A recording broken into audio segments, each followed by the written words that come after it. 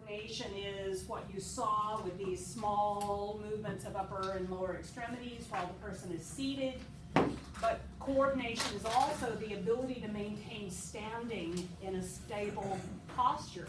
It's also coordinating normal gait. All of that is the coordination that utilizes the cerebellum and the basal ganglia to get fluid, coordinated movement patterns. When we do testing, and why this is a little bit different from what we were just talking about a minute ago, is that we can break coordination up into two pieces. We can talk about coordination as non-equilibrium and equilibrium tasks. When we do that, we tend to call the non-equilibrium tasks coordination and the equilibrium balance.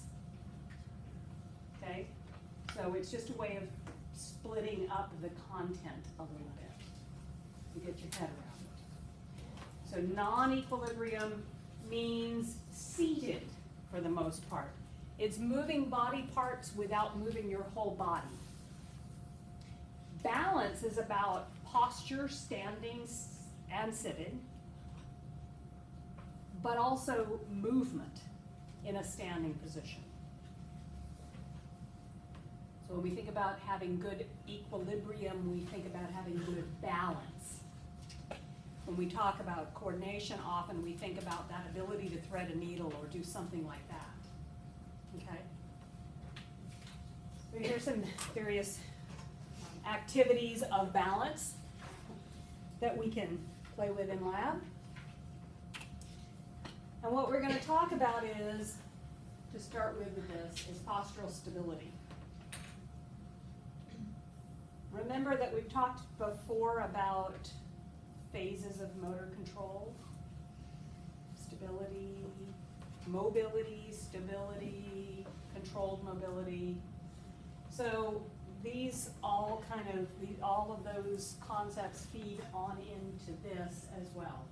So when we are looking at gravity, resistance, somebody touching you, something like that, we're looking at things that could challenge our base of support or center of mass.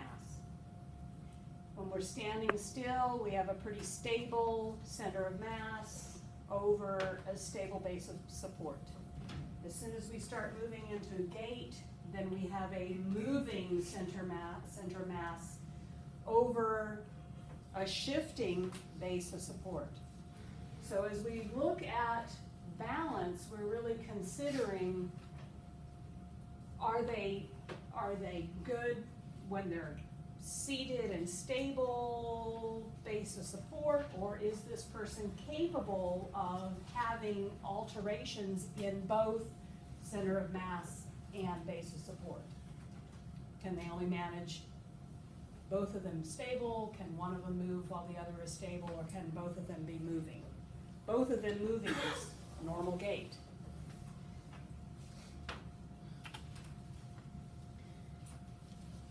This should look very familiar.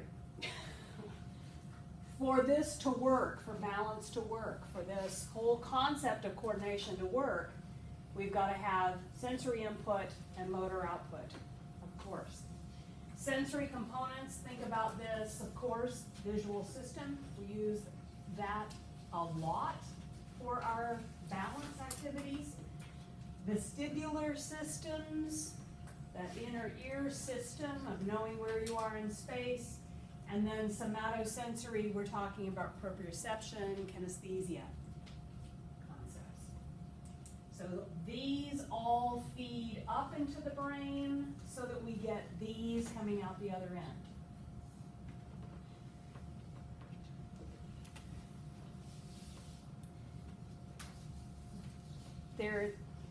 We've talked a little bit about the dynamic systems theory of development.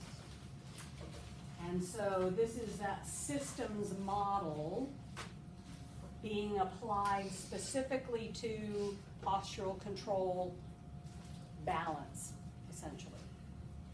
And so what this theory talks about is all of these components working together to allow us to have that presence up against gravity with good coordination of what we're trying to do. So we'll break down these and look at them specifically.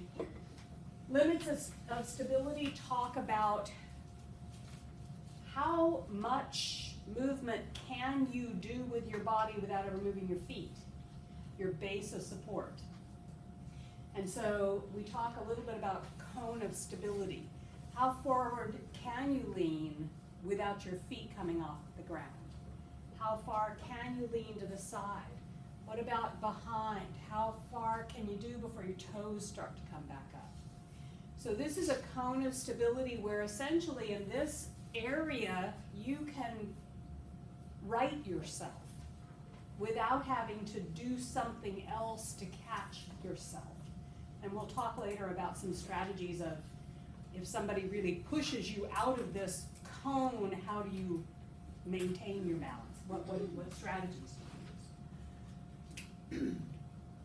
We are constantly adapting. We are constantly having to adjust to some different stimulus coming in. So, for example, all of you are seated and you're in a chair that keeps you very stable. But if I ask everybody to reach over, pick up something from the far side of your partner in the next table, lean way over, and then bring it back to you. Get that water bottle. So this is a challenge beyond just sitting still. The less stable the base that you're sitting on, the more problematic that is to do. So in these chairs, it's very easy, plus your hand on the table because you're bracing yourself. But if you were sitting on a very small rolling stool, trying to reach across to get something, then there's other things you have to think about.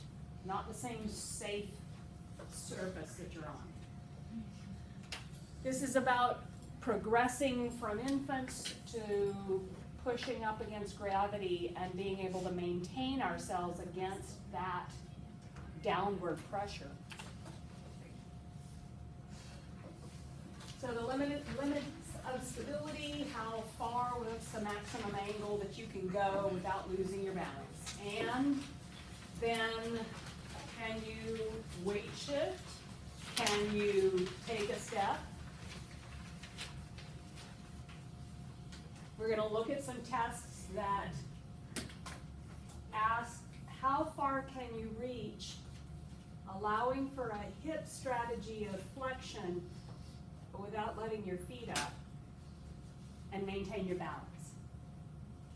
It's an appropriate test to take to give to patients to see how well they're capable to lean forward to get something. And so that's a test of this stability cone. How far can you reach? How stable are you on your feet at that time?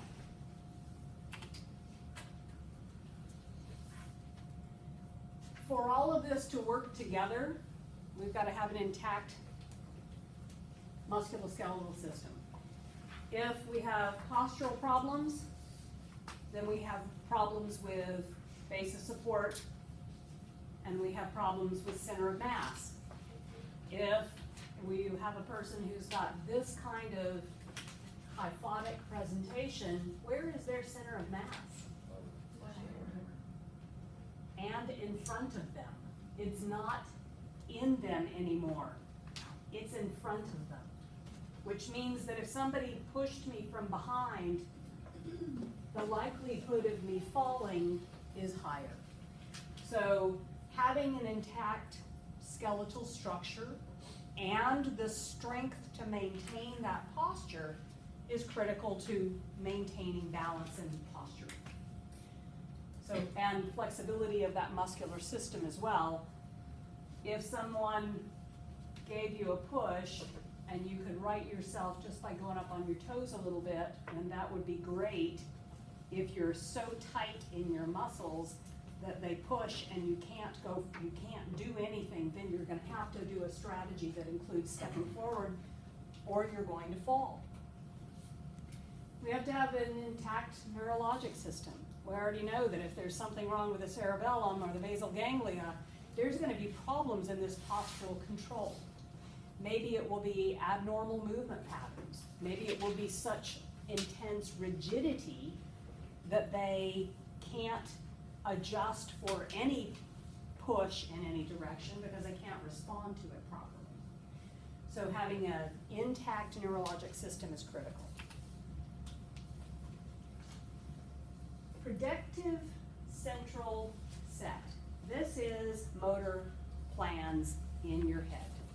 This is your brain knowing what to anticipate because of life experience. This is what we grow up with as we progress from infants. We try something out, it works, we do it again, we do it again, we do it again, we do it again, now we've got a motor plan. The more deep-seated those motor plans are, the less you have to think about it. Walking is something that we don't typically think much about, unless something's wrong. Because we developed gait when we were very young, and we've got that motor plan well seated in our head.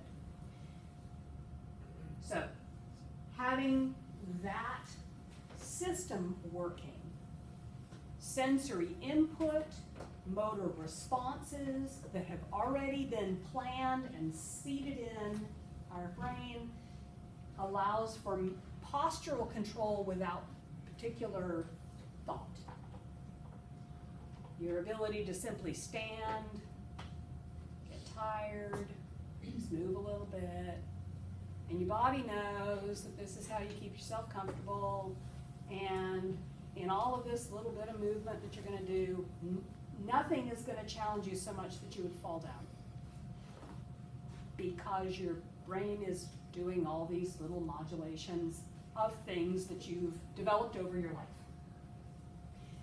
Coordination, again, we've talked about coordination this morning, and so that is, of course, ideally having a normal cerebellum, normal basal ganglia, so that the motor outputs are normal.